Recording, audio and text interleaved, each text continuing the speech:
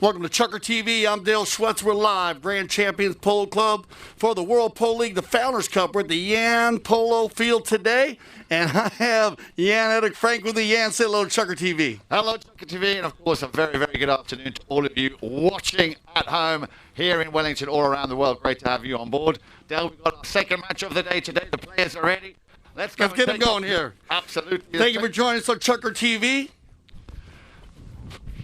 And we'll get to teams as we have Pampa Norte in the white jerseys, and we have Richard Mille in the black jersey. We got them lined up on Gaston Dorniak and Mark Holmes, our mounted officials today.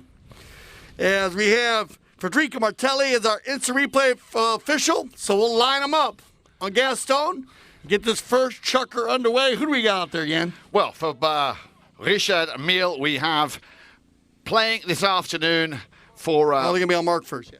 For Mark Ganzi playing in this afternoon, we have a young man with 0 goals. Great to have him as part and parcel of the WPL family. We have Jack Ziegler, the 0 goaler at number 1. At number 2, Camilo, also known as Jetta Castanola, 8 goals. Remember, we saw his brother early on today.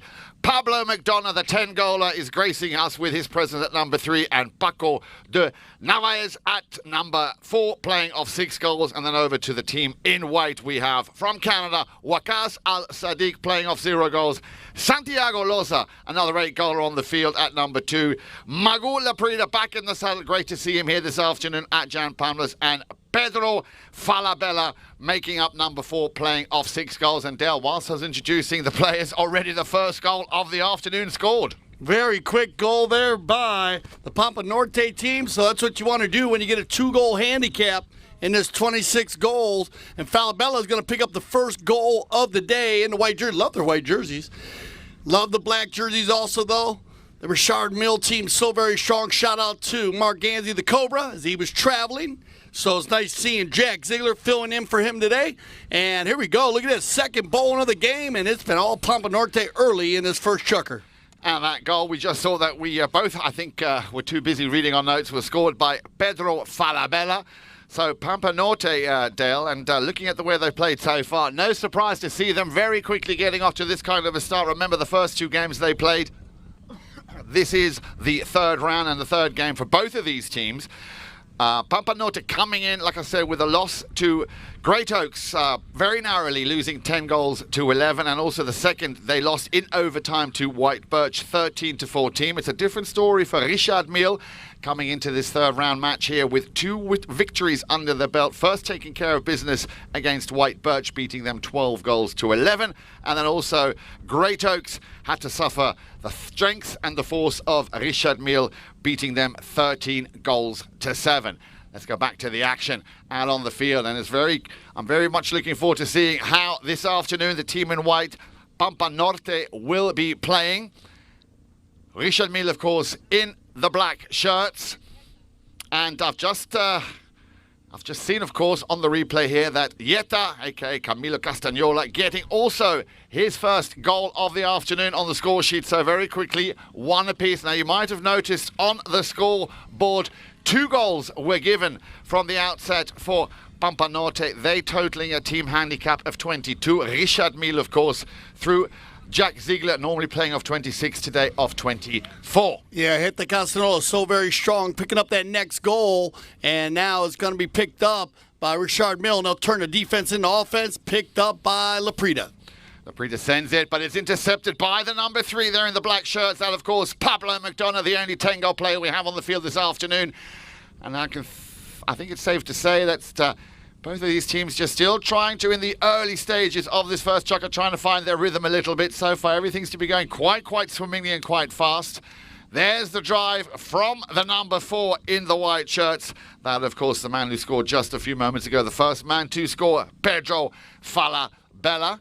Unfortunately, no goal on that play as the team in the black shirts, Richard Mille, slowly coming back up towards the halfway line, looking to try and get deep into the half of Pampa Norte. Remember, they will be looking for a clean sheet here, leaving the field if they can with their 3rd victory of this tournament. Well, we had a whistle there. Dale, talk us through that one. Yeah, a little bad luck there as Jack Ziegler trying to get out of the way, but as he's blocking the play right there, you can see Jack knew exactly where he was at.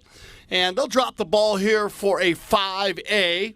And with 3:45 on the clock, we'll have our first courtesy change of the day. If you're not used to the courtesy change, we use it once per chucker, somewhere in the middle of the chucker on a dead ball play. When I say dead ball play, I mean a knock-in or a penalty, any penalty shot.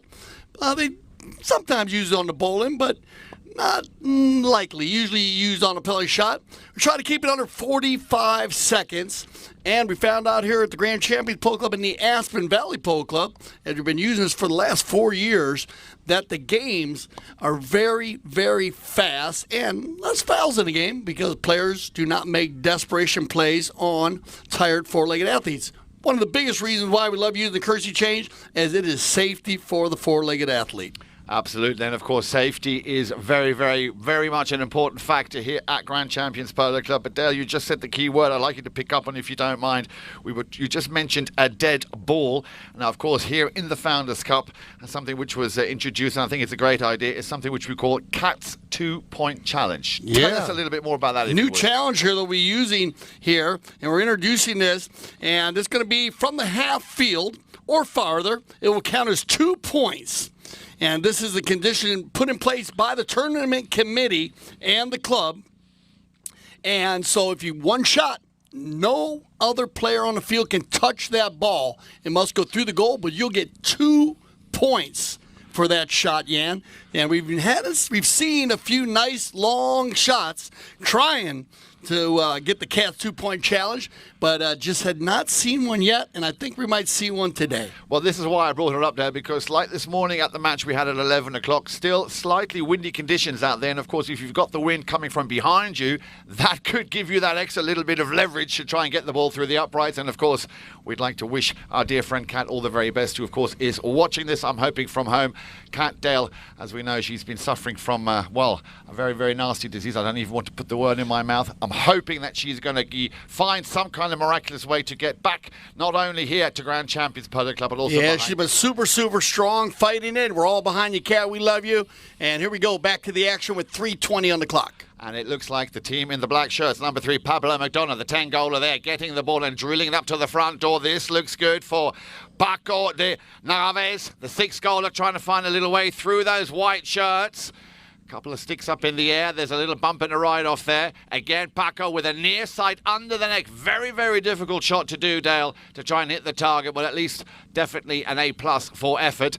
But Pampa Norte not wasting any time, trying to tick the ball back and get it away from their goal mouth and away and up and over the halfway line. Nice little blocking play here, as you can see the man with the number 3 there, Magula Prida, trying to clear the way for his number 4 for Pedro Falabella to try and do a little bit of damage, but it's picked up again by Richard Mille on the halfway line. Again, the 10-goaler, McDonough, just taking the pace out of the game ever so slightly. He's looking, and he can see up the front there, going at number 2, completely left to his own devices, was Yeta Castagnola. Ball didn't quite make it to him.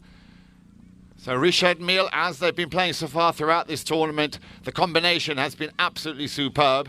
And they are going to be a tall order for Pampa Norte to beat, and they know what they're up against here in this game, Dale. Very, very open first 4 minutes. And look at here, it's going to be Waqas Al-Sadiq on his first run of the day inside the 60. Waqas drags it forward and gets the high flag. And there's a great power polo play for you, Jan.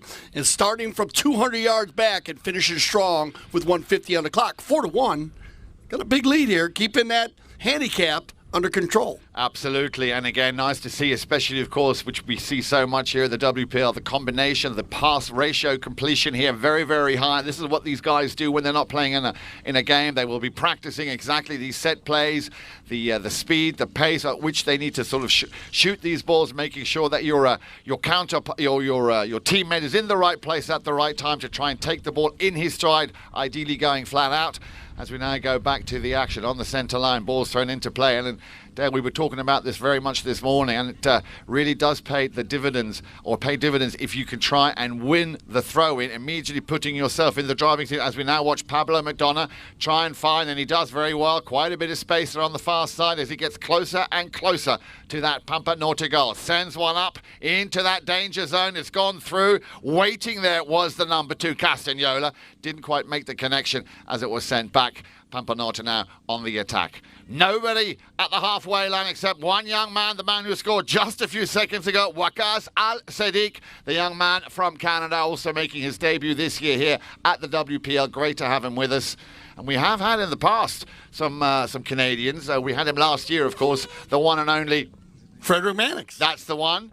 So great to see another Canadian, the neighbours from the Great White North here descending on Wellington. We had the first siren and we've had the whistle thereafter with just a few seconds left to go, which I believe, Del, concludes the end of the first chukker. 4-1. You mentioned it. Pampa Norte coming in, of course, with a 2-goal advantage based on the team handicap. And then Waqas Al-Sadiq and Falabella both scoring. And that's all she wrote at the end of chukker number 1. Make sure you join us for chukker number 2 in just a few moments. You got it. So they're going to let the umpires figure this one out on the far side. Looked like a turn, but we'll let them finish that out as they're standing on the far side. And we'll be right back here on Chukker TV with the 2021 World Pole League Founders Cup.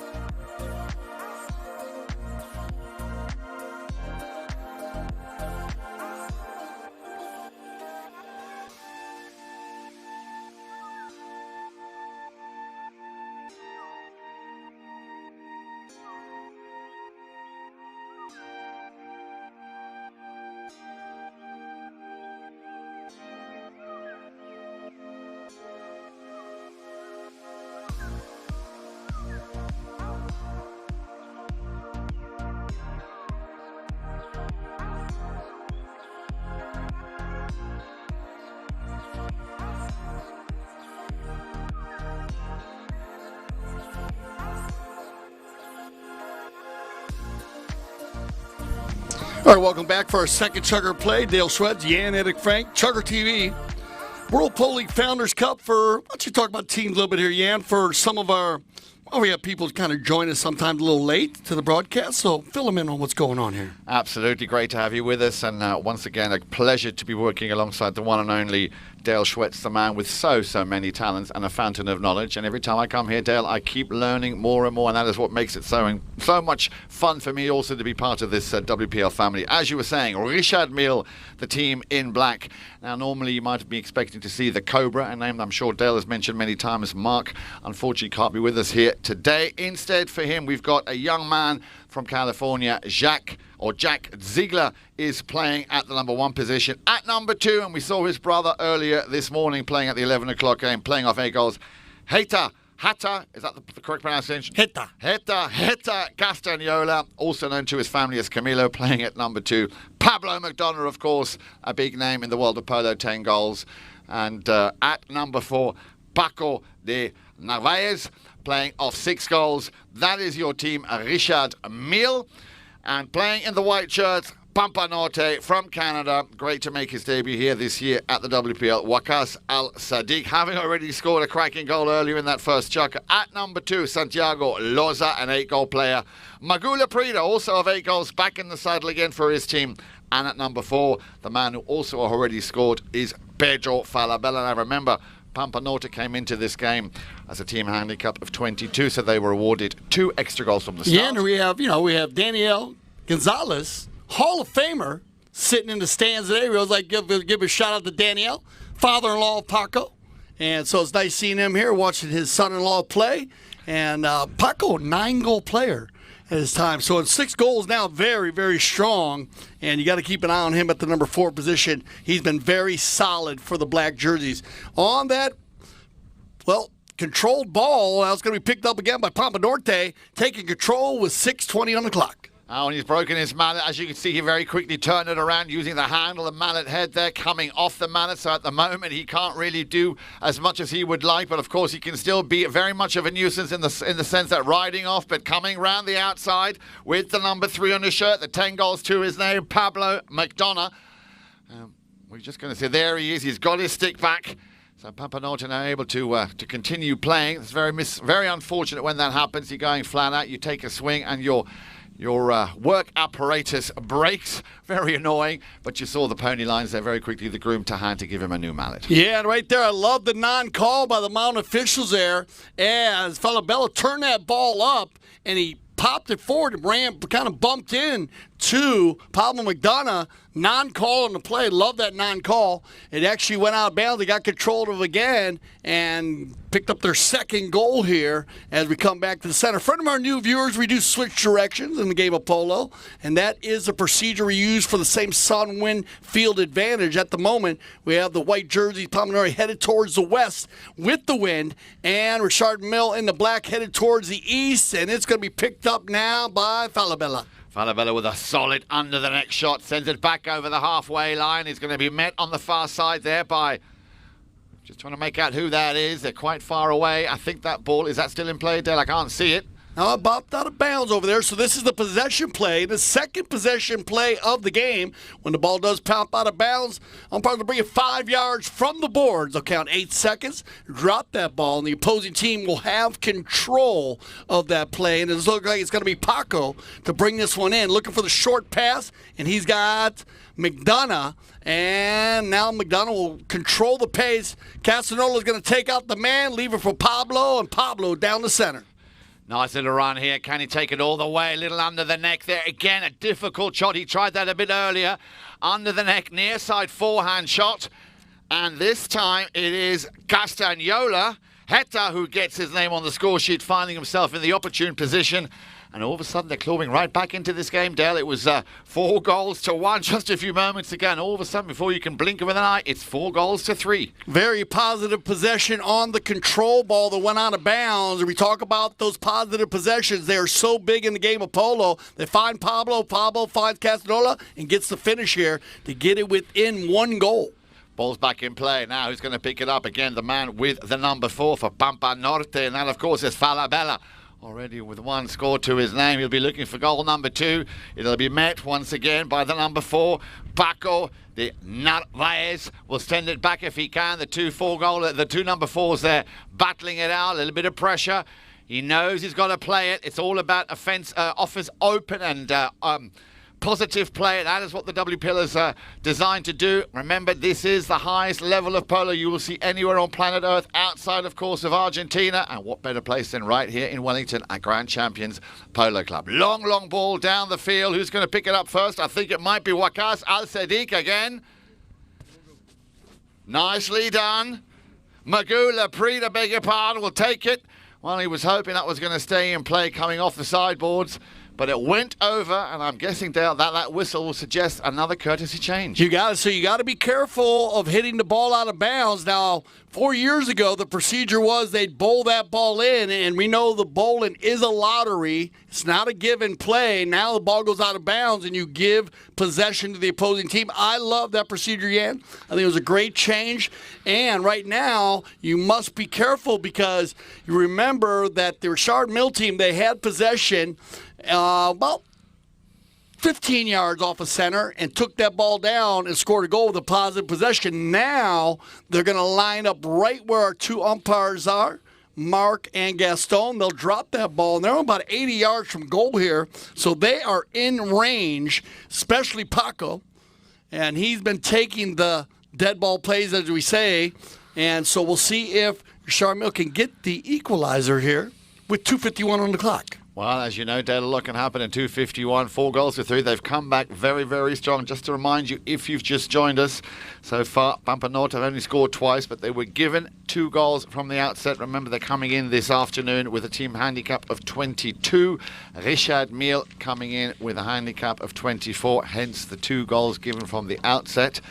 And Pampa Norte, very strong in that opening chuck-up, did everything right, kept Richard Mille, who, as you know, have already won 2 games, very much at bay and under control, but they are slowly but surely getting into that rhythm, playing their game, and Pampa Norte need to keep an eye on that. Yeah, no, they're getting organized here. 8 teams entered, 2 brackets, bracket A, bracket B, and this is our second tournament. We had our all-star here for the World Polo League. It looks like they're going to drop this ball. Everybody going forward with a black jersey on. So Paco, with the wind at his back, we'll see what he decides to do on his play. Absolutely. Well, he might have that slight little upper hand and that advantage because that wind can, of course, carry the ball. Here comes the drive. It's powerful. It's intercepted about 30 yards down the field. Good defensive play here from Pampa Norte because that ball did have a lot of power. And now, as you can see, everything is mobilized up towards the halfway line. There's the pass. Nicely done, but Paco will want to redeem himself. He's got to be very careful of that line. It's high in the sky. He topped it slightly, tried to pick it up on the half volley. Ball is still in play. And again, those 2 number 4s battling it out. Paco and Pedro Falabella there. And it's going to end with a slight advantage. He's got Castagnola just sitting right next to him there. He's going to give it to the number 3, to Magoo Laprida. Laprida drills one into the danger zone. But Richard Mille keeping their wits very much about them. Castagnola saying, I want that ball. There it comes. Castagnola gets the challenge. Hard, solid right off. Down comes the hammer. Near side backhander. Sends it back up the field. Who's going to pick it up? It'll be, I think that's Castagnola. McDonough, beg your pardon. Pablo McDonough taking the ball round the outside. Buys himself a bit of time and a bit of space and elegance in motion. He topped it and he fished it out of the air. Well, only a Tangola could do that, Dave. Super play there by Pablo McDonough. On the control play, we're going to get a ride in from behind, so they're going to shut this one down right here, 1:33 on the clock. And now in the same position that Richard Mille was when they had a positive possession, this will be a control play, and it'll be Pedro Falabella to control the dead ball play in favor of Pampa Norte. Everybody going forward. Here comes Pedro. Taps it in once.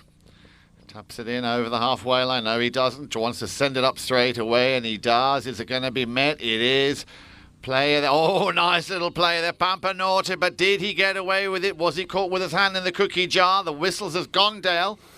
Yeah, so you meet that play there. All was going to ride together from here. I mean, I'm 120 away, but it looked like Paco got in there quick enough to meet the player on the near side. Now, we saw that earlier today. And if you have not seen a lot of the plays, you can go back to Chucker TV. You can also go to the Facebook page, catch up on all the World Polo League, and don't forget about the Chucker TV app, as you can have polo in your pocket 24/7. And I like this call right here, as that's just a super well-read play by Paco Denevaz. He's going to come in there, and he's going to jump on the offside and meet a player on the near side.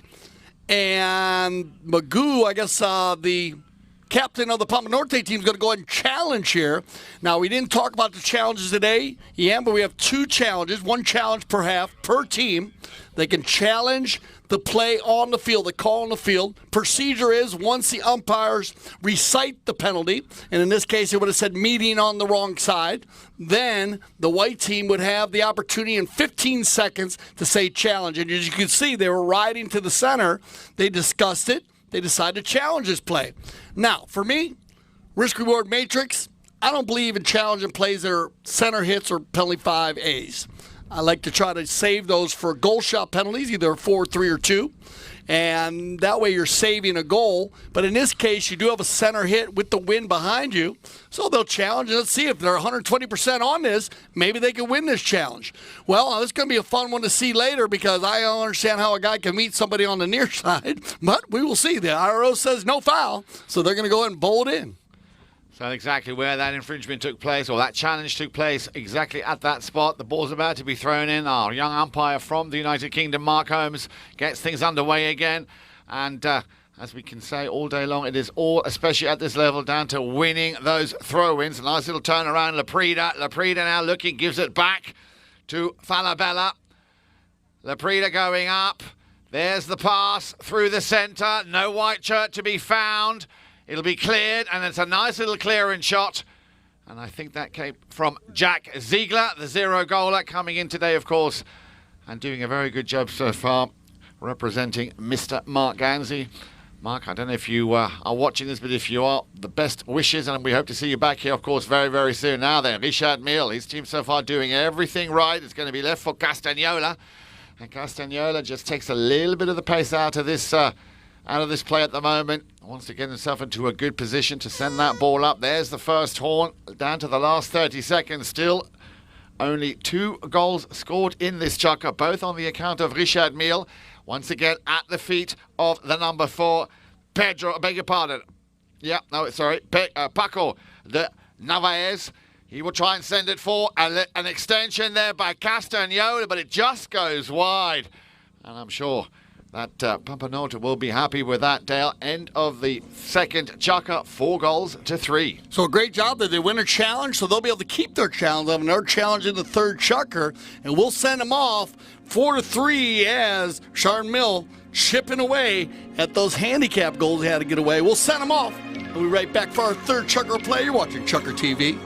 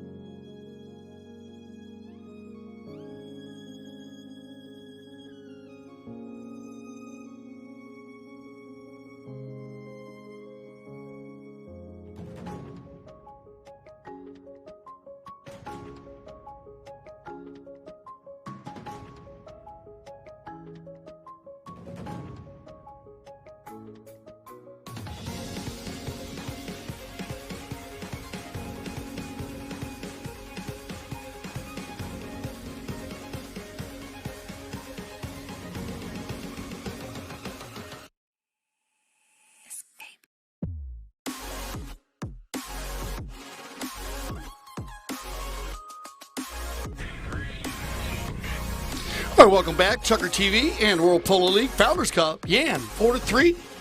Very strong chukker there. Break it down. 4-1 after the first. Absolutely. And then 2 very solid goals there from Camilo Castagnola and Pablo McDonald. No surprise there. Those 2 boys, 8 and 10, 18 goals. Unanswered goals, that chukker. So. Absolutely. And then no goals after such a strong start from Pampa Norte in the second chukker. And they've got to make sure that they don't let this one slip away, because if they continue playing the way they started in that first chukker, they could really upset the apple cart here. But of course, at this level, Dale, you know as well as anybody, you cannot afford to not get on the score sheet and allow your opposition to run away with 2 goals. You got some great teams. There are Great Oaks and White Birch also in Bracket A. Bracket B, we had Hawaii Polo Life, Casablanca, Santa Rita Polo Farm, and Seminole Casino, Coconut Creek. And been some great games here. Yeah, and you've been with the World Polo League since the birth. I have, Dale, and remember last year, of course, for many of us, it was very devastating to be cut short and to have to leave the World Polo League so much earlier. So even more, and I'm sure the anticipation, not only by us, the officials, by everybody, but especially the players, for it to start again in 2021 has been an absolute godsend. And Dale, as always, a pleasure, and I'm delighted to be back here, especially with you by my side. Super excited to have the World Polo League back going 2021, Jan, and having you back in the rumble seat. Here we go, back to the action, third chucker action. Here we go, and that is the man with the white helmet. That is Mille Prida, who was a very, very dangerous player, of course, here for Pampa Norte. A lot will depend on how he plays and how he performs here this afternoon. Like I said, not the perfect chuckers just now. The second chucker, as we now watch, Richard Mille. It all started there with Castagnola. Castagnola sending Paco de Narvaez on his way. I got a nod there from the Queen. I'm glad I pronounced that properly. Some of these names, of course, are a little bit of a tongue twister, and there is never any offence. We try our very best. Again, on the near side, number 3, Pablo McDonough. McDonough, look at that stick work and that pony doing exactly as the Tengola wants, but he's got a little bit of pressure. Oh! Fake that. Well, there's an appeal there. A player there from Pampa Norte saying, well, hang on a minute. Surely that must have been mine line. The umpires did not deem that as dangerous play, so they're continuing or allowing play to continue. McDonough has the ball taken off him there once again by the man with the number 3 on his shirt, Mille Prida. Magoo will try and send it back, and he does so over the halfway line. McDonough, of course, will want to redeem himself, but they've done well. Still, McDonough, little cheeky flick of the wrist there coming from the number 2 from Santiago. Loza tries to send it forward. Again, Loza couldn't control it, as Castagnola will say, thank you very much. We'll take that one off you if you don't want. He just takes the pace out. Oh, careful. Well, that did look a little bit cheeky. I don't know if you saw that, but as he turned, he got a little cheeky challenge on that play. And again, under the watchful eye of the umpire, both of the umpires. Be interesting to see what they make out of that one. That just did look a little bit too close for comfort there. And the umpires, as much as they are very, very tolerant and lenient, but there is, of course, a limit, and no nonsense means no nonsense. You got it. They're going to control that very quickly here, and that's what they do in these high-goal games.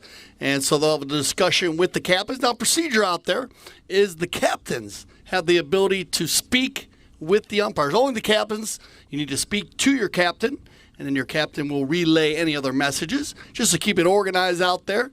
They do not use the yellow card here in the World Polo League. They will use just drop the ball, and they'll move the ball, though. They have the ability to, on any unsportsmanlike conduct, to move the ball. They usually start at the felly 5, the center of the field, and then if it does continue, they will move closer to the goal. Of course, they have the ability to move it right to a penalty 2 open goal, but that would be pretty much a frustration play if that happened. And so this is the way they keep it under control, and it's a great procedures that they use here in the World Polo League, and it's worked the last 3 years very, very strongly. They'll drop this one to center field, and it's going to be Paco with the penalty 5B. Well, I was just about to say, with the wind behind him, Paco, I thought maybe he was going to attempt to go for the Cats 2-point challenge, because he did have that slight advantage of the wind coming from behind. He didn't hit that well at all, as Pampa Norte now with the number 4, with Pedro Falabella, trying to tee something up here. He's got a man at the front there waiting. Santiago Loza anticipating. He keeps looking over his shoulder, wanting that ball to be played right to him. He's already in the danger zone, and another charge down the line there, this time from the number 4 player, Falabella, appealing very much that should have been his line. Yeah, directly on the right of way there, and that was a very swift play by Falabella jumping on there, as they have Castagnola coming from left to right over the top of the right-of-way. Now they're looking for 2 strides there. Nothing greater than that. If anything, 3 strides, it's usually enough time in this style of polo, 26, to get out of the way with no danger.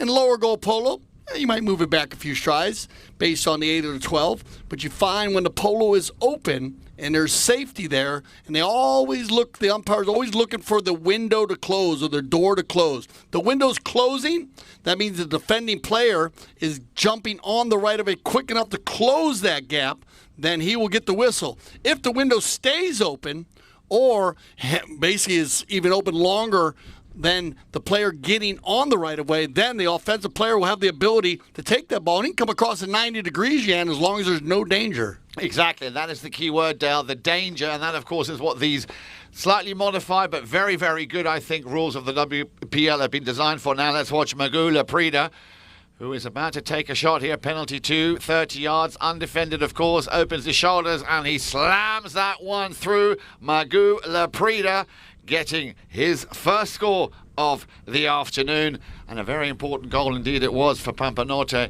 reducing the deficit to 5 goals to 3.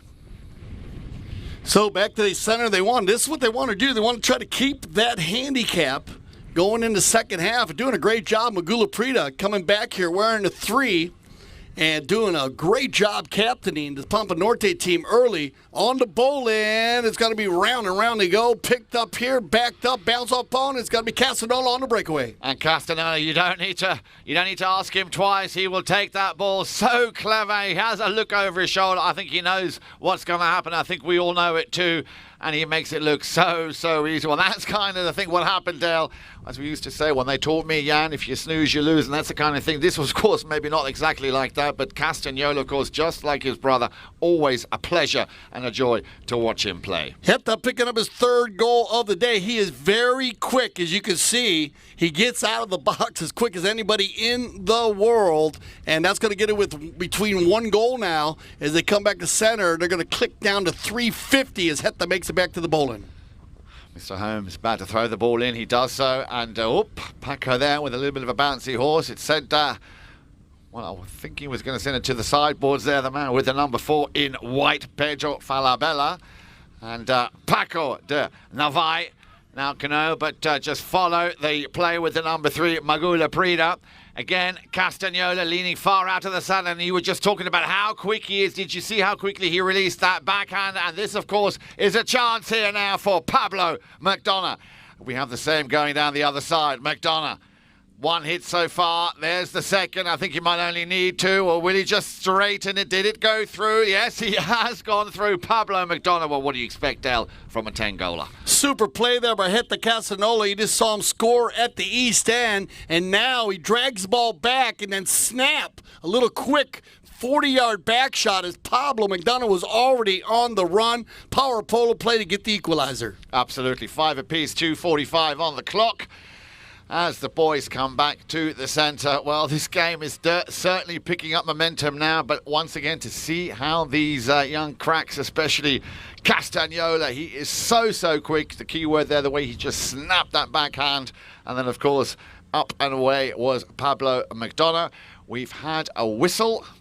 I'm just doing a quick head count here. I believe we have a courtesy change. There are 1, 2, 3. Well, all of Richard Mille back on the field. We're just waiting for one more player. There he comes from Pampa Norte. So, as you say in America, Dale, we have a ball game, or we have a game on our hands here. Absolutely 5 apiece. But Richard Mille are getting closer and closer to getting their nose in front. Remember, they were trailing in the end of the first chukker by 4 goals to 1. They brought it up to 4 goals to 3 at the end of the second, and now with only 2:38 left to play, it already is even Stevens. Yeah, now remember that wind is blowing about 25 to 30 miles an hour from the east. You can see their jerseys, all the players just blowing on them. So any team running towards the west goal, the goal that Pablo just scored in, will have an advantage as this game ticks on.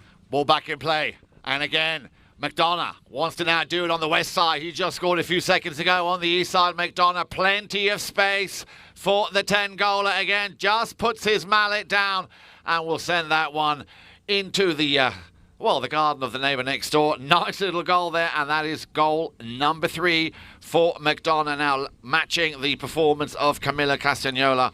Hatter, they call him. 3 goals each and 6 goals to 5. Well, we spoke about it. We jinxed it. They have taken the lead. Richard Mille now going into a comfortable position with a little less than 2 minutes left to play in this first half. Yeah, love when Pablo McDonough drops his shoulders and goes forward. He is poetry in motion. You say elegant in motion. I say poetry in motion. He's a lot of fun to watch. Well, what was someone who said to me today? Tomato or potato, always basically the same thing. I got you, brother. Ball back in play. Left behind, number 3. That, of course, none other than Magu Laprida. Laprida couldn't control it. Castagnola right on that play. And again, look how quickly he turns it around. This could be goal number 3 in succession for Pablo McDonough. And look how much space he has, Dale. They're taking that defence from Pampa Norte wide apart. He got a little bit robbed there. I think he had a bouncing ball, didn't quite hit it the way he would have liked. So I thought that was goal number 3 coming in succession, but it wasn't to be. Down to nearly a minute left to play in chucker number 3. That is the quickest way to turn defense into offense. The ball travels faster than the horses. Richard Mille has it dialed in, but look at this. We're looking for the equalizer here. It's going to be Laprida. Looking to take the ball along the sideboards. Laprida, he's got a bit of traffic. There comes the drive. It's what you call a Warren Burma. We call it a daisy cutter. It's sent back by Paco de Navai, hoping to find Castagnola, but there was an array of white shirts there, making a very nice defensive chain, not allowing them to get through. You might have heard in the background that is the horn. So down to the last 30 seconds left to play in this first half. Now then, can Pampa Norte get that very, very important equaliser? It'll do the world of good for motivation. There is the pass, but Castagnola read it well. Magu Laprida, he's got the time. He's found the gap. Laprida, will his horse take him there? Laprida just had it taken off him there by the number 1. I think that was Jack Ziegler, if I'm not mistaken. Jack Ziegler, just when you didn't think you could do any wrong, Jack Ziegler with a most amazing defensive play kept them at bay. Amazing. Well done, Jack. Like you said, filling in for Mark Gandy, the Cobra today, just does a game-saving play on the doorstep against Magu Laprida. Not an easy player to stop when his shoulders are down and he's running the goal. So 6-5 at halftime. Stay with us. We'll be right back. Yan and I will break this halftime down for you, the first half of play. You are watching Chucker TV. This is the World Polo League, the Founders Cup.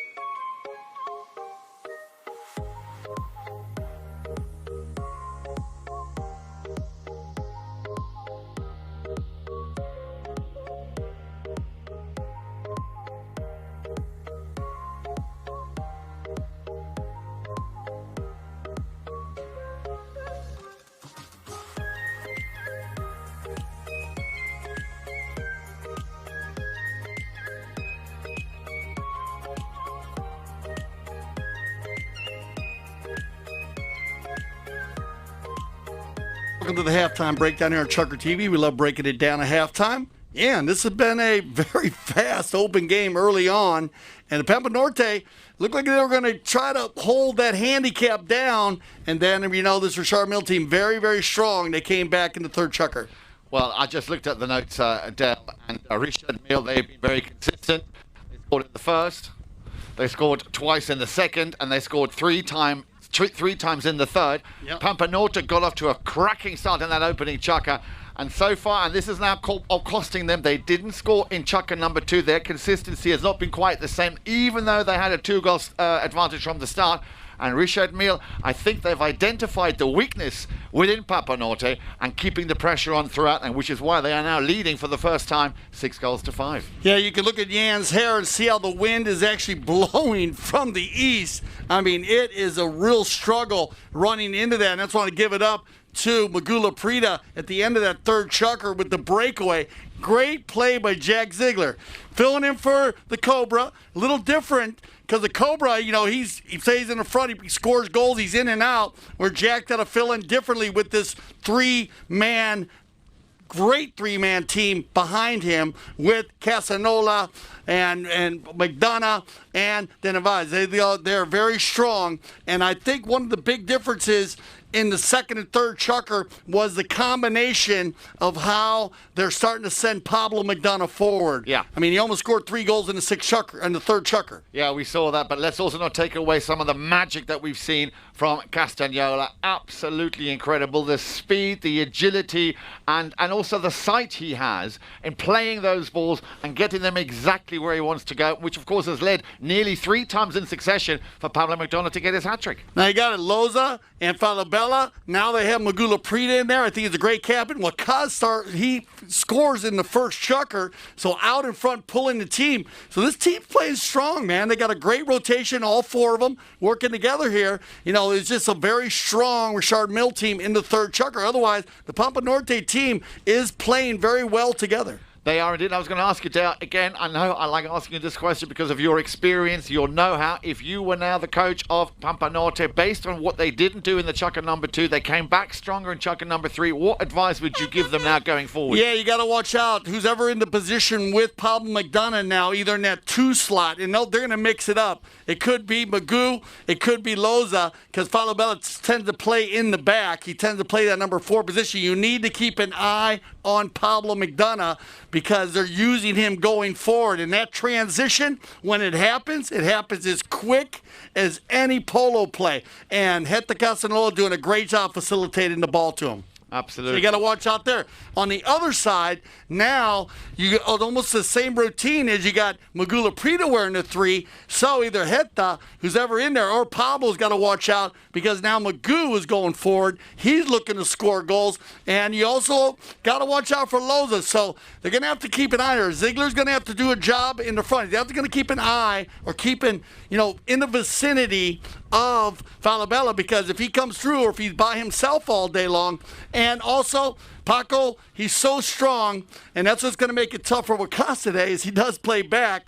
But if they can get Wakas going forward again to try to get Paco further away from Casanola, that'll help them out. I think you're right. That's another man they've got to keep an eye on. Castagnola, of course, so quick and a pleasure to watch him play.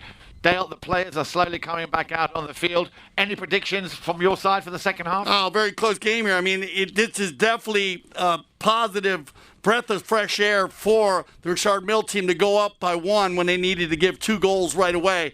So this 4th chukker is going to be big for Pampa Norte. They want to try to get back in there, keep it even, or be a goal after this chukker, ahead of this chukker. I agree. Players are back out on the field. I hope you're enjoying the action. Let's take our seats. All right.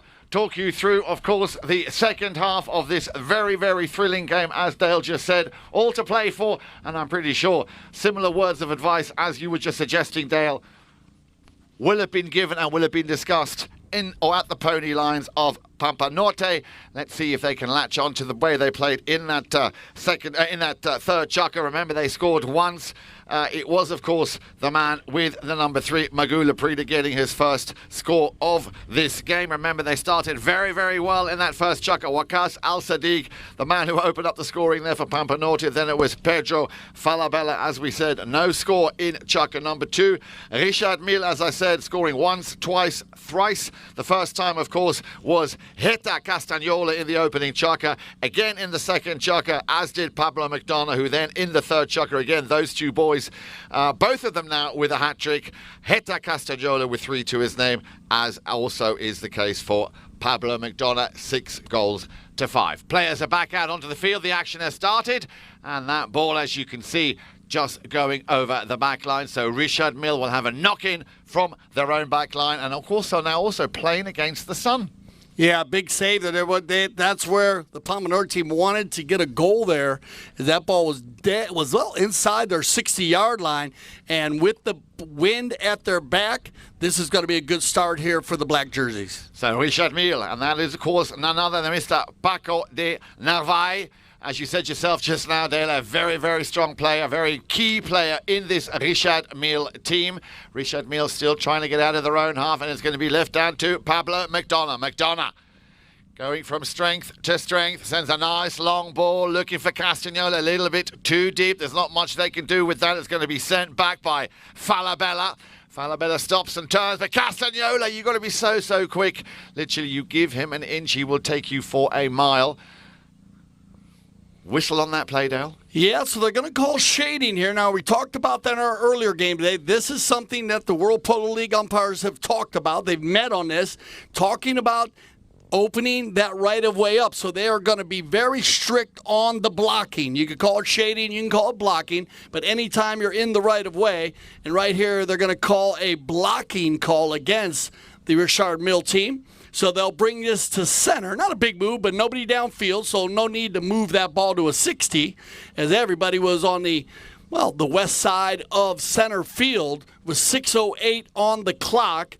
It looks like a few players in the white jerseys are going to go ahead and change ponies. Now remember, we are using the courtesy change, but you can change your horse whenever you would like. Now, here's a little different setup here. Looks like we're going to go ahead and have Jack Ziegler. He's going to be watching Waqaz Al-Sadiq. So they're going to be, going head-to-head here. So you're going to have that 3 against 3 on the other side. Let's see if Waqaz can get away from Jack on the offensive battle. Well, the ball went not as far as it liked, and Pablo McDonough tried to intercept it.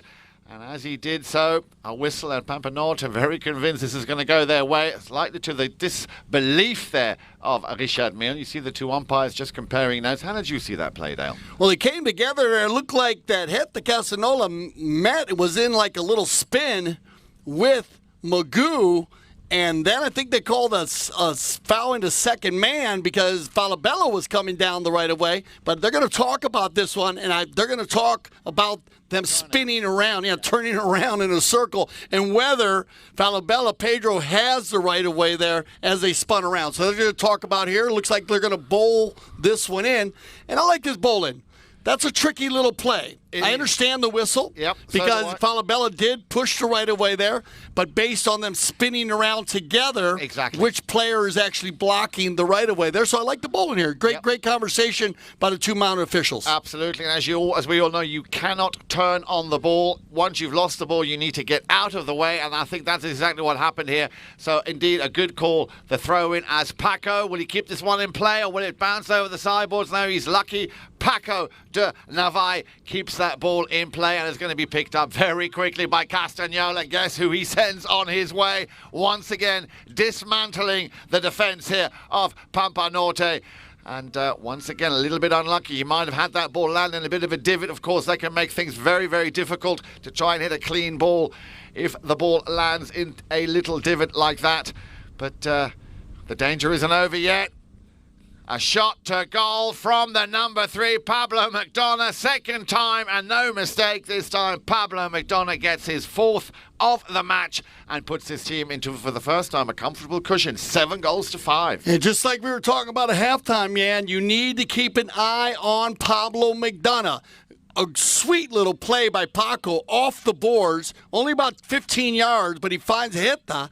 Heta's taking his time there, and already McDonough was going to the speed stick, running by everyone. A little bad luck on the pickup, but that play is working very well for the black jerseys. Absolutely, and once again, the combination there from Heta, Castagnola, and Pablo McDonough, really a very, very strong force. But as you said, Del, I agree with you wholeheartedly. They've got to keep and get a grip on Pablo McDonough. You cannot allow any player, especially at this level, so much space. You've got to mark up, and you've got to stick with your man non-stop.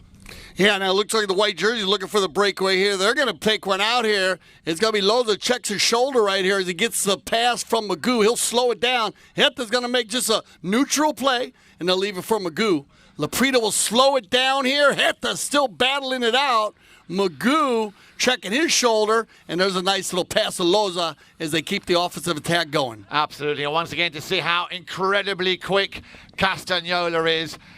He's another one they've got to keep an eye on. The ball is played down the field. Paco tried to send it back, didn't make the connection. Now it's going to be the man with the number 4 in white, Falabella. Will he get a chance to take a shot on goal? Save on the line, spun around by Magoo Laprida. Still inside, Magoo once, twice, looking for an open gap. This is where they're talking about the right of way. They clean out. The umpire says clear. They clear out perfectly. Richard Mille, and a nice shot there by Magoo Laprida to get it within one once again as we click down to 3:10 on the clock. As they come back to center, we'll probably make it back around 3 minutes, and we'll see our first courtesy change of the second half. They always wait till they get to the center.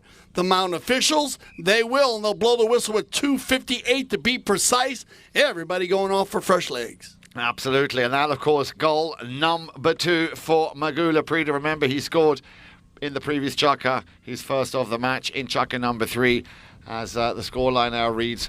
As you can see, well, maybe you can or you can't see it, is 6 goals to 7, so just 1 goal in it. So I think what we'll be discussing, Dale, in the halftime break, Pampa Norte clearly must have had a good team talk there, discussing the strategy. They've slightly changed it around a bit, but I think there is still a couple of holes there as far as the marking up of both Heta Castagnola and Pablo McDonough is concerned, giving too much space to these two because they are so incredibly quick. Well, that's why it's so important, the rotation in the game of polo. They call it hockey on horseback, and they call it hockey on horseback for a reason, as the offense will turn to defense very quick.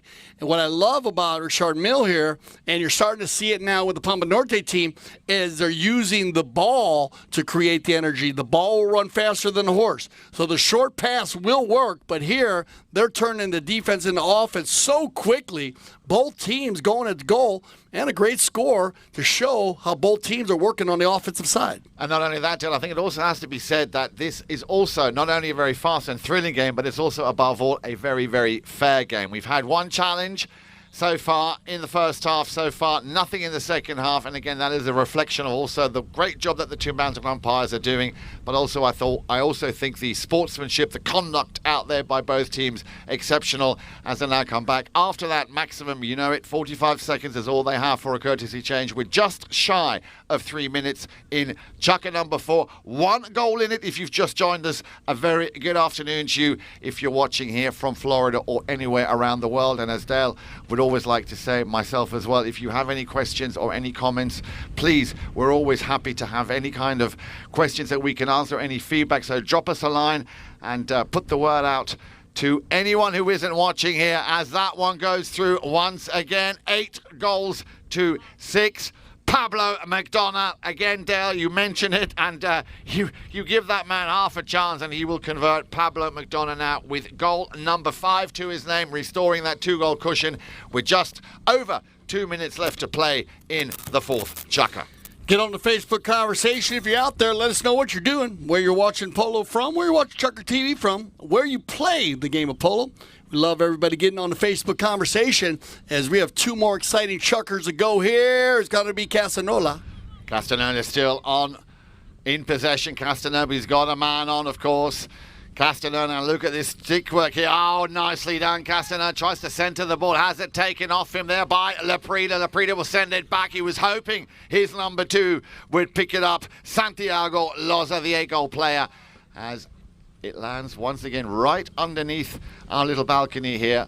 Dale, umpire there saying play, makes it. And there's a perfect example of telling the player to clear, Ian. And perfectly done by Falabella. They open it up, and the play continues with open-style polo. And that is what the WPL is all about. Fast, exciting, quick polo. The players know it. And it has to be said there, we've got some fantastic umpires here. Of course, our 2 gentlemen out on the field this afternoon, Gaston Dorignac and Mark Holmes. And in the studio to review any video footage, of course, Federico Martelli. And that one goes through. Super play there by Paco de Neves as he comes in there, spins around. Love the four-legged athlete there. Big bay pony. Paco staying controlled, not rushing that play. Spins around, gets away from one white jersey, makes a hook on another white jersey, still stays composed, and then just taps it in. Great play by Paco. Indeed. Paco de Neves getting actually his first. Dale, his first goal of the day. The first goal of the day. We're in chukker number 4. And we've heard the first siren. Another 30 seconds left to play. I don't think Richard Mille will make it into double figures in this chukker, but I think they're very close as they once again penetrate that ball down to the field into the half there of Pampa Norte. And is that going to go through? Wow, I stand corrected. I will eat my words. Once again, the man with the 10 goals to his name. I was going to say he gets a hat-trick in this chukker. Incredible polo here being displayed by the 10-goaler. Pablo McDonough gets his team into double figures, so they leave the field at the end of the 4th chukker, 10 goals to 6. You need to keep an eye on the number 3 in the black jersey. When he starts going forward, it can be a force to be reckoned with. 4 goals down here. We're going in the 5th chukker. Stay with us. We'll be back. Chukker TV 2021 World Polo League Founders Cup.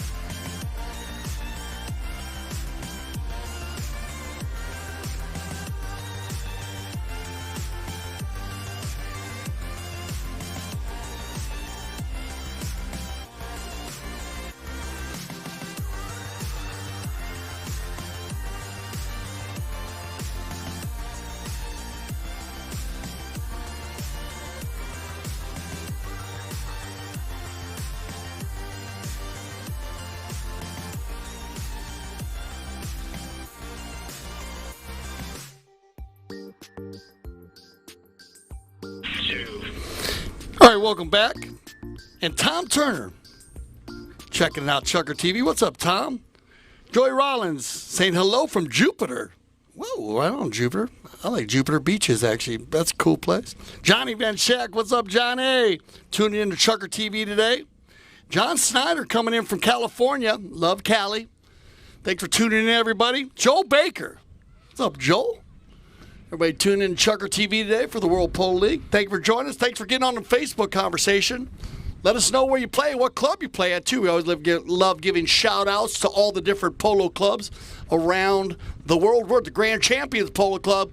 5th chukker action. It's going to be Magula Prida. Magula Prida sends one into the half of Richard Mille. They've got quite a bit of work to do, Dale. Let's have a little look at how they got here so far. Remember, chukker number 1, it ended 4 goals to 1 in favour of Pampa Norte. Chukker number 2, Richard Mille getting the rhythm going. It ended 4 goals to 3, and then the turnaround came at the end of chukker number 3, the half-time break. Richard Mille were taking the lead for the first time, leading by 6 goals to 5, and as you saw just a few moments ago, end of chukker number 4, Richard Mille getting into double figures, courtesy once again of that hat-trick scored in that previous chukker. 3 to the name of Pablo McDonough. 10 goals to 6 is how they left the field. We're back now here, of course, chukker number 5, and it's a tall order for Pampa Norte. Turned around and picked up here. It's going to be Magoo Laprida. Laprida scoots by one player, keeps it rolling at the 80-yard line. Shot on goal, Magoo Laprida. And that ball at eyes all day long. I love it. Magoo turns it upfield at the 120 mark and then just put his shoulders down and ran by everybody. A huge goal here because it was all Richard Mille in the fourth chukker. So Magoo grabbing a quick goal with 6 minutes on the clock. Well, let's hope that is the start of their comeback campaign. They still have a lot of work to do, but luckily there is still plenty of time. We're only at the top of chukker number 5. Now, of course, we play 7.5-minute chukkers, Dale, and with 5:50 on the clock, Pampa Norte, and they will be well advised to try and win those throw-ins. But on the far side, once again, you don't want to give him the ball. 10-goaler Pablo McDonough already with 6 goals on his account in this game. Of those 10 goals scored, they need to shut him down. You keep saying it, Dale, and you're absolutely spot on. He is the danger man. Give him half a chance and he will send the ball exactly where he wants to. Once again, this time it was Castagnola, but he gets pulled back by the umpires. A whistle will stop the play at 5:26. Good read there by Pampa Norte. Catching, hit the Castagnola on the turn. As if they had his head down and a good read. They're going to drop that ball. Well, they might take it to the forward. They're going to take it forward a little bit here. So they're going to drop this ball at center and a 3-goal difference. 6 goals on the day for Pablo McDonough, 3 for Castagnola, and 1 for Paco Tenevaz. And Jack still looking for his, but great defensive play that Jack has done, filling in for Mark Gansey today, the Cobra. And a great team to fill in on. He's got to be enjoying playing with these 3 Polo Stars. Well, I spoke to him just before the match, and he was very, very excited. And that's always a good thing to be slightly nervous, of course, when you're coming into a game like this and you're playing for someone like the Cobra. And as you say, to be alongside these 3 big names in the world of polo, I'd be out there as well. Doing a great job. Wakaz very, very quick on his ponies, and he scored a goal early. And at this point, Jack's done a great job of trying to keep Wakaz away because you can see how they're trying to use Wakaz to take out Paco, but Jack doing a great job keeping him away from his 3 players he's playing with. It's going to be Pablo again. McDonough had to give way there on that play. Castagnola coming back. He'll try and take on Magoo Laprida, who's getting stronger and stronger also throughout this game now. Again, giving it to McDonough. McDonough changes it from the offside to the near side. Sends the ball upfield, looking for... Well, he's found Paco. Now, what's Paco going to do? He will drill one down the field. It's got Castagnola's name written all over it. He's a little bit too slow off the mark there. He was marked up well by Laprida. Laprida coming back and reading the play exceptionally well. A little bit of a bounce there. And now a chance, possibly, for Castagnola. Castagnola trying to weave his way through those white shirts there. The defenders of Pampa Norte, they did well. The 2-on-1 play worked out very much in their favour. Possibly a chance here, but again, Paco doing the same. A little near side forehand attempt. Takes it around nicely on the near side. Feeds it back up to McDonough. That was a great little play. It looked very, very good from where I was standing. And McDonough doing what he had to do just to secure that ball. McDonough now, he puts on the accelerator. McDonough, just wide. Just wide. The 3 and 4 combination is working. Brilliant there with Paco. Takes it around on the near side. Just perfectly done. And then he brings it back. It's only about a 12-yard shot to Pablo, but once you get Pablo going forward, the horsepower is truly spectacular, and you need to be careful of that. And that, like you said, Yan, just off to the left. So with 3:59 on the clock, 3-goal difference in the 5th chukker, we'll send everybody off for our courtesy change. Like I said earlier, keeping it under 45 seconds. Now, in this case, you might have a little bit more time as the ball did go out for a knock-in on the far west end of the field. And the Pampa Norte team, they are located on the far west side, as we have the Richard Mille team on the far east side. So that does slow it up a bit. But remember, the courtesy change is for the 4-legged athlete, not for the 2-legged athlete. to chat or kind of do any team discussion, get a drink of water. If you can get there quick enough to do that, you can do it, but you try to keep it under 45 seconds. Which I think is a great rule, Dale. I got to say, I remember from year one when we didn't have that rule, and I think it's great to see how these slight little tweaks are being engineered to make the play, to make the entertainment also for those watching at home that much better. I remember back in the old days, people would be going off for a quick cup of tea. You think, well, where are the players, Time for tea. Courtesy change, time for tea. Time for a cup of tea, exactly. So great to have that. And I think the players very much are playing by those rules. And you can see that very often it isn't even down to 45 seconds. They come back within 20, 30 seconds even, You got, now this is a tournament condition, the courtesy change. So your tournament committee can use that. You started using it based on times when it was very hot, when the weather would change. But now it's continued into the highest level of polo. And I love to see the players getting on board, trying to keep it going as quick as possible. Looks like we have everybody off. And if you notice, not many players changing during the game, only using the courtesy change. You are allowed to change your four-legged athlete whenever you like. We call it the NASCAR change. You can use it whenever you like. And now on the knock-in, it's got to be Pampa Norte. And bad luck there for Falabella. He'll regain control down in the far west end zone. Well, and again, you see what Wishamin are doing now. They're pressing very, very early on, making it exceptionally difficult now for Pampa Norte to even get to play their game. So pressing and power play here from Richard Mille. So that seems to be very much part of the strategy, which is working in their favour. And, of course, if anybody's going to put the pressure on, especially deep in their own half, it'll be Castagnola. Castagnola once again. There comes the under the neck shot. Where's that going to go? Well, we're facing the sun a little bit. So very difficult to tell where that ball went. Falabella will take this one up for Pampa Norte. Where's he going to take it? Still, Pampa Norte deep in their own half. And again, Richard Mille very, very deep, wanting to shut it down early. There is the drive. It's going to go over the halfway line, and a chance here for Waqas Al Sadiq to do something with it. Sadiq couldn't make the connection. Paco, but we have a whistle, Dale. So they come together there. Looks like Waqas was coming from left to right. And we'll see what our two mount officials decide on this as Magula Prida riding to the east end zone. So it's going to be in favor. As two players got caught up together there, as Waqas came from left to right, and they're going to blow this against the Richard Mille team. And it looks like they're going to go to the 60-yard mark, so 60-yard penalty in favor of Pampa Norte. So Magula Prida was looking for a 3, but they always like to move it as far as possible. They do move the ball a lot. We talk about ball placement all the time here on Chucker TV, and they have been moving the ball, as we say, in the World Polo League. And when we say that, moving the ball up on plays, always keeping the offensive attack going. They will use the penalty 5A, which is a spot from anywhere on the field at certain times in the game, especially, not a dangerous foul where players are just milling around each other. But in this case, you do have players going to goal. Umpires decide to put this ball at the 60-yard mark. If they had a player in front, it would have moved to the 3 or the 2. And it's going to be, I believe, Loza to do the honors here for Pampa Bella, for Norte. Well, very important if he can convert here. That would bring them within 2 goals of Richard Mille, and that's just gone wide. A nicely crisp taken strike there. And I think that could have made a big difference. That would have put the pressure back on Richard Mille, unless, unfortunately, it's going to stay the way it is at 2:40 on the clock. So still the double figures, 10 goals to 7.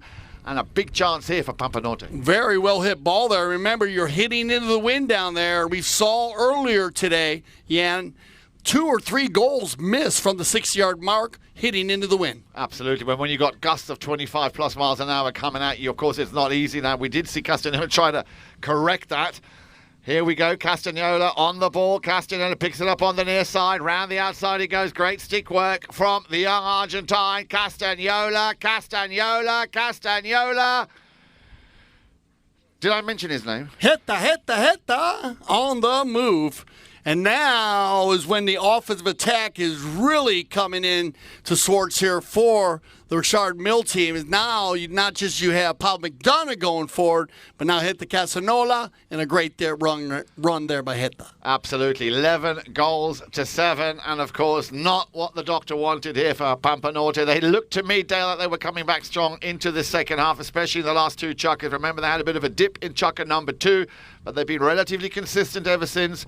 However, if we look at the score sheet, only 1 goal on average per, well, not on average, per chukker in chukker 3, 4, and now chukker 5. Chukker 5 is still, of course, with 1 minute and 20 seconds to go. But if you look at the way they've been scoring at Richard Mille, well, numbers don't lie, do they? I love the non-call there on the turn, as the white player was not 100% on the right-of-way there. So Heta Casanola gets out in front there, and look at this. Casanola gets out ahead on the turn. Great non-call by the Mount officials. As I was discussing earlier, you need to be 100% on that right-of-way. Looked to me like he was about, he's at 45 degrees there. So as he ran for that play and hit, they keep his shoulders down. Look at his back-to-back goals for number 2. Absolutely. 12 goals to 7 now. And I think you could say, I think it's safe to say this has very much been a chukker in favour of Richard Mille. Once again, absolutely remarkable performance and great play by the man who, for me, is one of the quickest players out there, Heta Casanola, getting 2 very quick goals in succession. Pampa Norte know it, of course. What do you think, Dale, they'll be talking about in that little break before they come out for the 6th and final chukker? Possessions are big. Possessions are so big, especially against the Richard Mille team. They're so positive on their possessions, and if not scoring goals, they're finishing plays. So you need to have positive possessions here. Here's a roundabout play by Loza. He'll slow it down, looking for Laprida. Ball will not quite make it over the halfway line. Paca will send it back, but that is all she wrote. End of chukker number 5. As I say, a very strong chukker here. 2 goals to 1, the final score. Then in that chukker, the total score, 12 goals to 7 in favour of Richard Mille. The boys are going to go and get on a fresh set of legs. And I hope, or we hope, that you'll be back to join us here for the very exciting 6th and final chukker of this, the WPL Founders Cup 2021. Stay with us.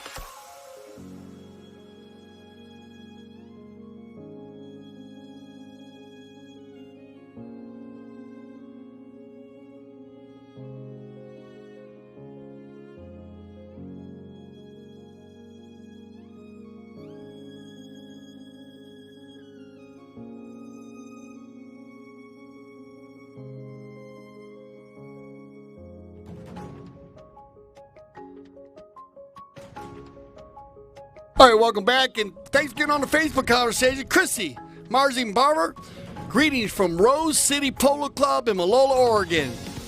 Hi, David Carter, hi from Minnesota. What's happening up there? A bit cold up there, I'm sure. And looks like we have Johnny Snyder Rama. Great job to all involved. Really appreciate Chukker TV. We love that, Johnny. Thanks a lot, because the Chukker TV family, very close. You know what we say here, we love the polo. And so we appreciate that you love it out there. We love Jan Erik Frank. Back in the saddle here, Chukker TV. And we love Dale Schwetz. That's no mistake there. Chukker TV family, man. Absolutely. One big love. The players are back out on the field, Dale. 12 goals to 7. Are we going to see some magic? We need to give a big shout out to all the camera. We have so much going on here with the Chukker TV family. Everybody in the studio. We got a whole group in there, so we appreciate everybody watching, and they do too. We want you all to know that. We always talk about it, as everybody is very close that works here. And so thank you very much for joining Chucker TV and enjoying the World Polo League. And here we go, 6 Chucker action, 5 goals down. They need to get on it very quickly here against this Richard Mille team today. Absolutely, and you don't want to be giving that man the ball as he drills another one down the field. Pablo McDonough, is he going to hit the target? Just looking for the goal judge. Unfortunately, there couldn't have been much in it, maybe an inch or two. It just went wide. I'd like to call that a Remington, a very close shave indeed. They're just going out to the left-hand side. But again, McDonough just been given far too much space and time to do his thing. Yeah, almost put one in from 120 there. It looked like it hit a divot as it was rolling in, but still has time with 6:48 on the clock. They need to take one down here. Here comes Pampa Norte. Pampa Norte now on the fly. Running over the halfway line. This is a good run. Playing with the number 2 there. That, of course, Loza, Santiago Loza. We've seen a lot more, I think, of him in the second half. But then again, there is Paco de Navai, who will turn things back around. Navai will want to get another piece of it. He couldn't pick it up on the near side. Has to concede. Turn around nicely on a sixpence there. Ooh! There's the drill up to the front door. Pampa Norte now. Is he going to take a one-shot to goal? He is, but it's gone wide. Oh, Loza with the opportunity there. Oh, they're calling it in now. So Mark Holmes, our Mount official from Great Britain, right in line there. Great positioning by the Mount official. Remember, at any time, the goal judge and the umpires, they work together. So if the goal judge is not 100% sure, he can check with the umpires and vice versa. So a great call there by the Mount official. And look at this, Jan. That's the goal they needed to keep the river flowing here. Let's see if they can win this bowl-in and get the offensive attack to get within 3 goals. And that'll make all the difference. Well, they've done well, Dale. You called it. They've won it. And they're going into the half, getting closer and closer to that Richard Mille goal. They need another couple moments of brilliance and genius. Maybe another long-distance shot. Maybe that could be the strategy now, just to run it and then shoot onto goal. They still have it on the near side. This is a good run. He's left it behind, tees it up. There comes a long-distance shot sent back into the danger zone. Up there also in the thick of it is Vakas Al-Sadiq. But this time it's gone wide.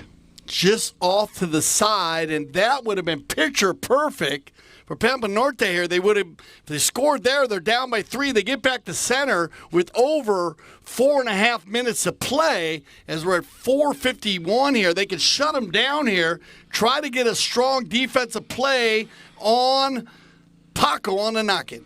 Well, I think Richard Mille now, of course, they're going to do everything they can to regain and retain possession. Hang on. They've turned it around. A little shot to goal. Is it gone through? Oh, yes, it has. Cheeky little play there. And great that they are rewarded for exactly a play like that. And there you go. 9 to 12 to 9 now. 4:20 on the clock. Hello, Aspen, Colorado. As they'll get back here in time. 4 minutes left in this Chucker. 3 goals down. Perfect scenario. Absolutely. So back to the centre they go. A little over 4 minutes left to play. Magoo, of course, the man on that score. Let's have a look. Magoo Leprida now, that with his second goal of the afternoon. And also Paco de Navai getting his first in... he got his first in the 4th Chucker. I thought we had another man in the 6th Chucker. No, that's... sorry, my misreading my lines there.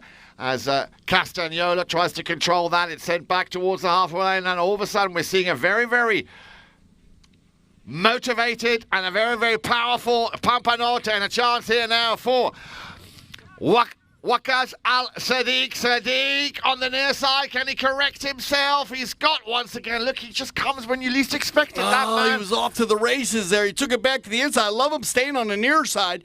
Great hustle by Snyder. Absolutely, it was Ziegler. I apologize. Signer. I apologize. Jack Ziegler. That's the one, Jack Ziegler. He's done that a few times this afternoon. Remember that great save he did earlier? Great defense. So Richard Mille, and again Ziegler. All of a sudden, growing a lot of confidence here. There's the backhand to play it into the run there of the player with the number 4. And it sure didn't quite make the connection, Falabella. But a nice little combination team play that they had. Richard Mille will be trying to get possession, but again, look, now they're playing with a lot of vigour and a lot of motivation here, making it very, very hard. Maybe they should have played like this, especially in Chucker number 2. I'm telling you, they had opportunities here, down by 3 goals, into the corner here. Pedro will keep it on the boards. He finds Magoo Laprida. Laprida will slow it back down, turn it around as we click down to 2:30. Absolutely. 3 goals in it, but there is still a lot can happen in just under 2.5 minutes. They don't want to be giving the ball to this young man. Look, the trickery. A little help there from the pony. Still Castagnola up against the 2 number 2s there. That was none other than Loza. Loza also getting a lot stronger and got a lot stronger here in the second half, having scored twice already in Chukka number 6. And once again, it's going to be left to the man with the number 3, Laprida. Laprida, a great game. I'm sure he'll be happy with his performance this afternoon, no matter how the final score will be. But they're running out of time now. They really are. They need to get that ball over the halfway line very, very quickly. Richard Mille, everything seems to be a lot more wide open now. We should see some interesting plays coming up. Paco will pick this one up. Paco de Navai will send it back, and he's given it, and he's got 2 to play with now. And this is exactly what happens when you open it up. And Castagnola just drills one down the field. But it goes wide. 121, and we have another whistle, probably the final whistle. I think this will be the last courtesy change of this game. Well, Dale, there has to, of course, always be a winner, and there has to be a runner-up, but no matter how you look at it, it has been a thrilling game, and I think big compliments has to be said here to Pampa Norte, the way they still, right till the very end, and you can see it still now with 1:21, they are fighting, they are working hard, and they will give it their very best till the very end. No, Wacas, Magoo, Santiago, Pedro, 6-5 at halftime. They're only down by a goal. The 4th chucker is when Jack hit Pablo and Paco, just opened it up. 4 goals scored to 1 goal scored, pushed it 10-6. And then it was pretty close the rest of the time going in to this final chucker and had opportunities here. Now, the Richard Mille team maybe went to a little defensive side, knowing that they had a few goals. But this team, it's a handy team. They all seem to work really well. Wacas had some runs, but you got to give it up to Ziegler. Jack filling in for the Cobra. Great defense. No goals today. No offensive attack for Jack, but he made some great goals. Great save at the beginning of the game on the doorstep, which was a huge save against Magoo, which would have been the equalizer, which would have sent him into halftime even, 6-6. Jack made the little pop shot hook, got a piece of the ball, and he seemed to fit the team very well. And so I think the Cobra will be happy with his replacement today. Well, absolutely. And as you know, Del, it's not always just about scoring goals. It is a team game. And, of course, you're always as strong as the weakest link in your team. And big compliments there to Jack Ziegler for having done such a great job. And I'm sure, as you said, the Cobra will be delighted with his performance here this afternoon. The players are back out on the field. We're about to get on with the last 1:21 of this, the 6th and final chukker of this 3rd round match of the WPL, the Founders Cup 2021. And maybe we might just see another little surprise here. As, like I said, there is still plenty of time left to play. There's an appeal. Castagnola plays the ball to himself. Castagnola will send it through the centre, looking for Paco de Navai. Navai will pick this one up. He'll be thinking, thank you very much. 1 shot is all it takes. Paco, but it's gone wide. That play has worked to the highest level with Heta Castagnola controlling the ball and then releasing very quickly either to Pablo or Paco. So they're going to use that play as this Founder Cup tournament moves on as we come into our final 30 seconds of our 6th chukker. Here we go. Pampa Norte once again on the attack. And a chance possibly here. He scored in the first. Well, it would have been nice to have seen him to get another goal. Remember, he scored that great goal. The opening goal, I believe it was, Wacas Al-Sadiq. And he also deservedly could have had another crack at goal. That ball just going over the sideboards. The last few seconds, I think the players know it. And are they going to call it a well? I can see, Dale, they're shaking hands. So what a great match it is. It ends the final score, 12 goals to 9. Indeed, a round of applause, I think, are very much in order here. Congratulations to Richard Mille. Castagnola, of course, for me, one of the strongest players out there this afternoon. McDonough, of course. It always is a team effort.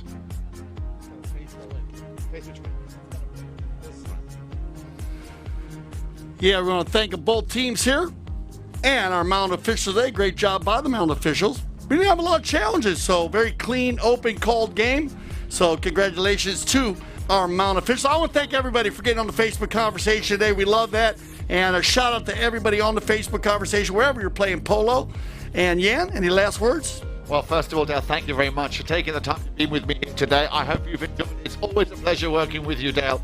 And again, thank you for your support. You got it. For Jan, Eric, Frank, I'm Dale Schwetz. I speak for the whole Chucker TV family. I want to say thank you for making us leaders of polo broadcasting. And here at Chucker TV, we love the polo.